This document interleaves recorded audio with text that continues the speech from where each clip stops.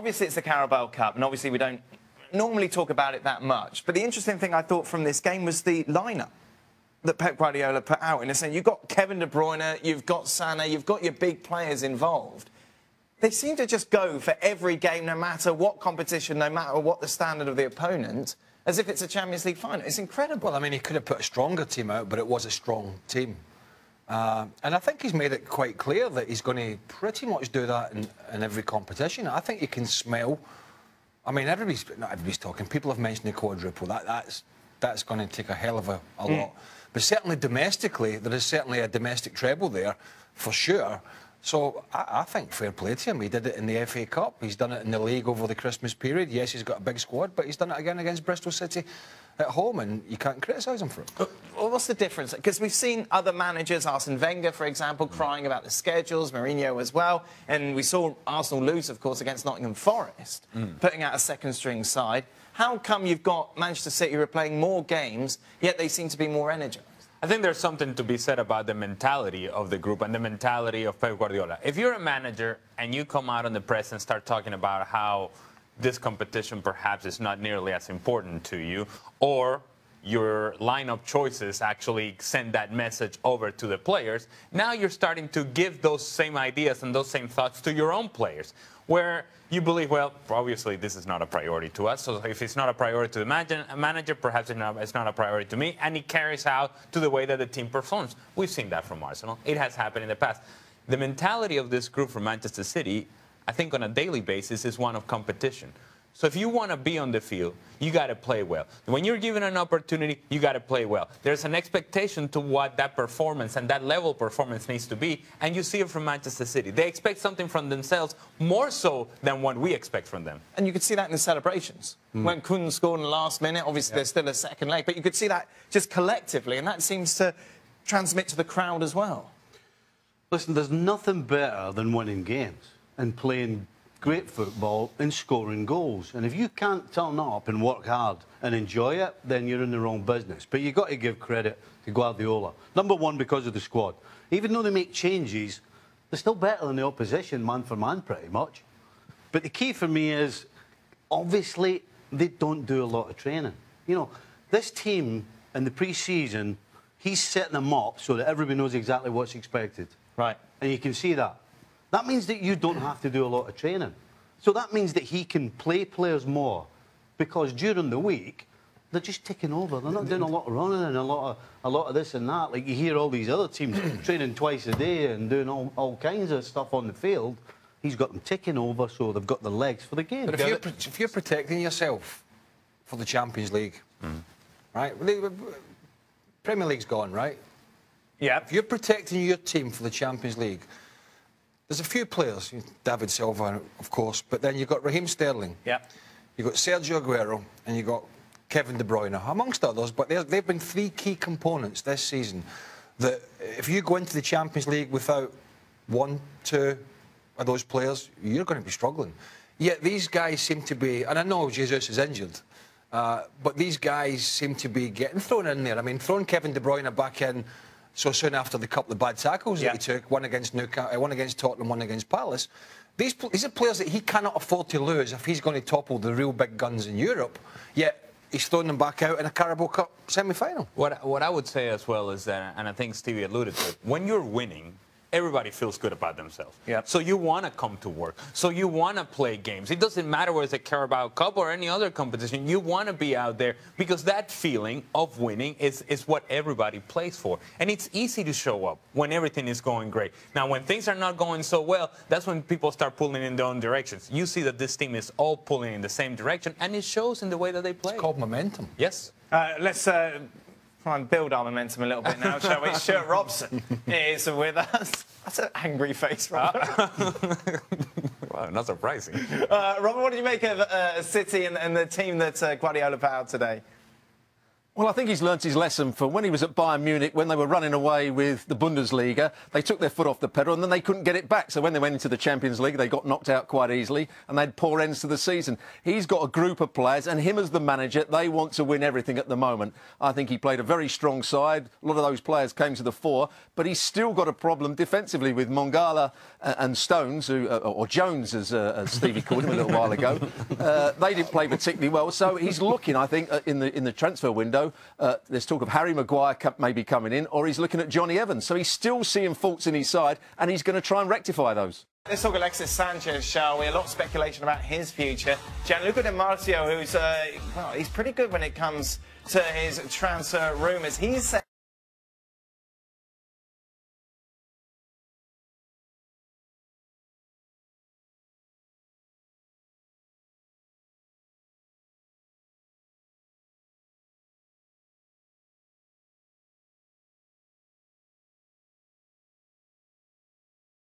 and that bonus would be doubled. Do we believe that? I mean, 30 million if he waits. 30 million bonus before salary. Let's take the truth out of this then, and whether or not it's true. I'm just intrigued. If you're in Alexis Sanchez's shoes, which option would you take? If I'm Alexis Sanchez, I just go now. Just go. You'd give up the 15 million?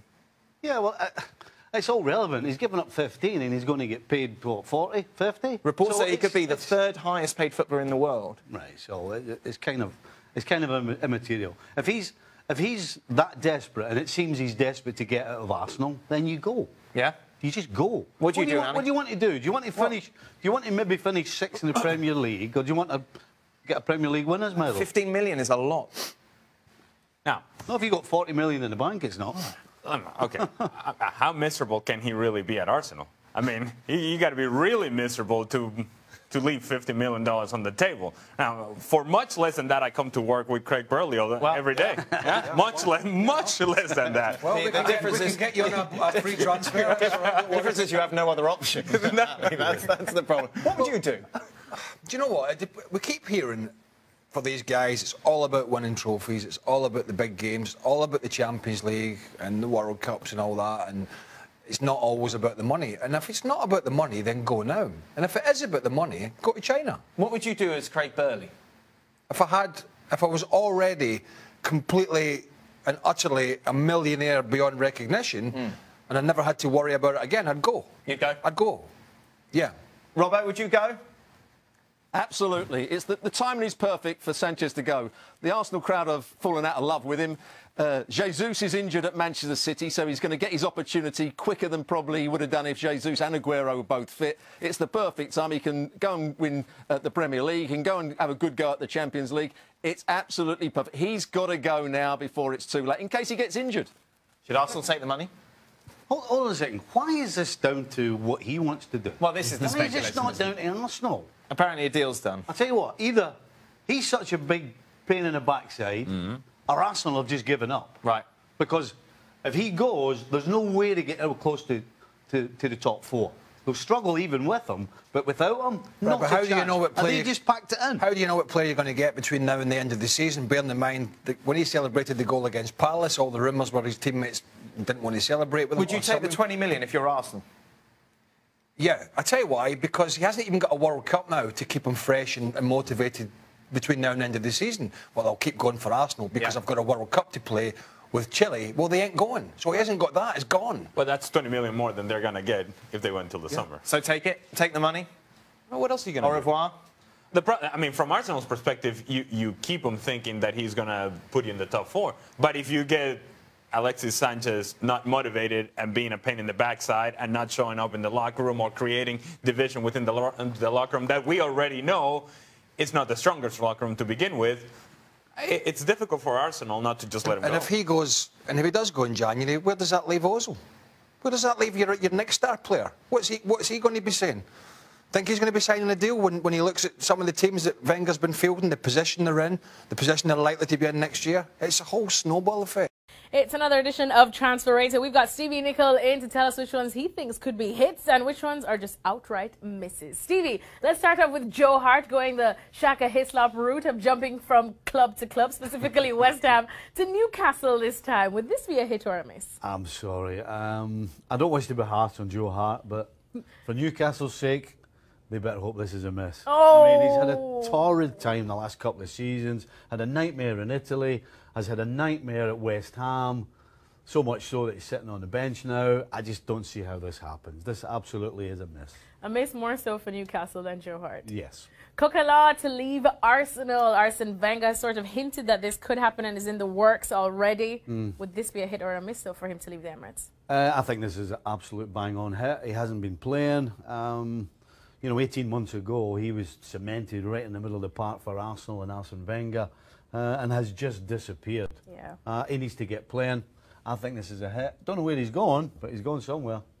Johnny Evans, the man from West Brom, believe it or not, has been linked with Manchester City in recent times, but now Arsenal seem to be very interested in him. So would a move to the Gunners suit him better? If he wants to play regularly, then yes. I think if he goes to Arsenal, no question. He walks straight into that starting 11, and they need him. You know, they're making a lot of mistakes, and the one thing Johnny Evans doesn't do is make mistakes. He's absolutely rock solid, and that's what Arsenal need. So I think this is a no-brainer. Johnny Evans to Arsenal, this is a hit. Riyad Mahrez, quality player. He's been linked to Manchester United. You know I would take him at Man United, but he's also been linked to your lovely Liverpool. Stevie, will or would you have him? Oh, I'd have him in a heartbeat. Yes. But well, I heard a story that Klopp wasn't that keen on him, which was disappointing. But I think he would absolutely be fantastic at Liverpool. You know, he does everything going forward. He's got pace. He scores incredible goals from nothing, and he also does a bit of defensive work as well when he's needed. So I'm going to say this is a hit because I wish and I want it to happen. So I'm going to say it's a hit. Okay, and of course you pick him to be a success there. Yes. No doubt. Gareth Bale to Manchester United. A lot of questions surrounding the Welshman's future. Some people think this makes a lot of sense. Are you one of those people?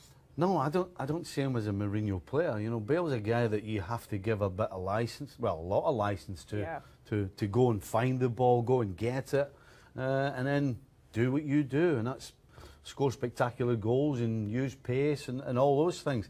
I just don't see him fitting in at United. I think it would be a lot of money for a guy who in the last 12 months has probably been sat on his backside more than he's actually played on the field with injuries. So I just don't see this happening. No, this is a miss for me. All right, thank you so much, Stevie Nicol. So he's hanging on a prayer to bring Riyad Mahrez to Liverpool. Yes, we'll continue tracking that along with all of these other potential transfers here at ESPNFC.com. Welcome into Extra Time. I feel that I need to apologise to Stuart Robson, who's with us in London. I had some issues today reading, meaning that he's been delayed quite a lot. So, Rob, I apologise, he's going to be late home. He's getting paid, isn't he? He's getting Hey? Because it goes... Does he look bothered? Well, No. Hey. Well, Robbo just got that. He didn't look bothered to me. It doesn't take long. Don't worry, Dan. He's Yeah, still don't got a worry. smile on That's his all right. face. See, they- See ya? Do you get 2 usages because you've gone over midnight? Does it work like that? Unfortunately not, no. No, it doesn't work like that. So you've looked into it. I will look into it. I'll examine the contract very carefully. You got to learn how to just pull the wire out there. In London. Just walk out. That old chestnut. It has been done before. I remember when you were in England. Yeah. You wouldn't be talking about yourself, would you? Well, I think McManaman's done it as well. Well, Macca's. There was a couple of times I was on the Glow Point from London and it had some technical issues. Yeah. Were you the technical issue? Possibly. And on the word from the boss, you're still getting paid anyway. I was out the door. See ya. Out the door. Gone. Is Liverpool turning into Barcelona's Southampton, Stephen? Oh my goodness, I hope not. I think by the looks of it, we might send some good players though, as opposed to the ones that Southampton have been sending us. Right. That's all I've got for you. What was the question? Enlightening. How come you so easily dismissed Juventus as Champions League contenders for this year and kept going with Real Madrid as still the best team in the world? Just in general? Who said that? Are you reading that angry, or is No, that it feels like there's anger coming out of is this. it in capital letters? No, Right. just the tone of it. Have we done that general or? I don't It's a- know. it's a I don't know. general I don't feeling think of the any show. of you have said Real Madrid is the best team in the world. over Well, the some last of us, month. and I have to admit, I picked Juventus to win it last year, In the final. Yeah. and it was wrong. Real Madrid came through, so we're hardly. I don't think everybody picked Juventus, but some of us did. So we're hardly against Juventus. Was it you, Robbo? Are you anti-Juventus?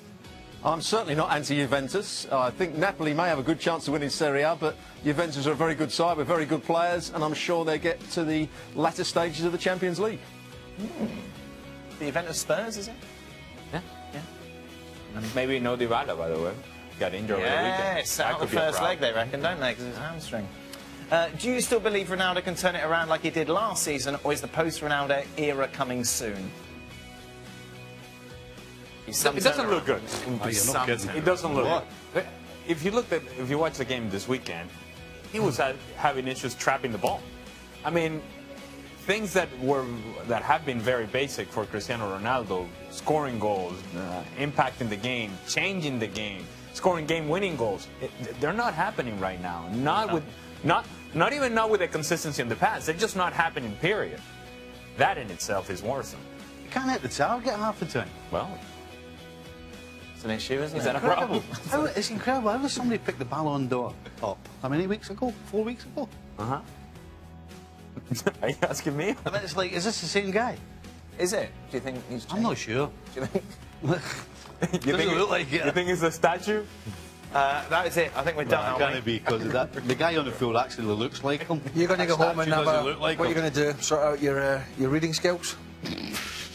No. Well, what do you mean no? I think I'm. It was just a bad day. I've just had a bad day. We all have them. It happens. Well, yeah, Turn the page. You go and do your research for the game tomorrow. ESPN. You let me worry about that. Well, you worry about your worry reading. about what I'm doing. You worry about your reading. You're not even on it. You don't even have to read off any auto cue. What? Then I should be given more credit, shouldn't I? No, well, you've nothing to read and you're still making a pig's ear of it. Go away. Yeah, it'd be easier if you were reading it, though, wouldn't it? Pardon? It'd be a lot easier if you were reading it, wouldn't it? No, because you can't read. We he can't struggles. read and he can't make it up. Well- What's he doing here? Go ahead, read this one. You Why can do is he this one. sitting here in the first place? 6 p.m. Eastern, ESPN News, Arsenal-Chelsea tomorrow. Did you just read that?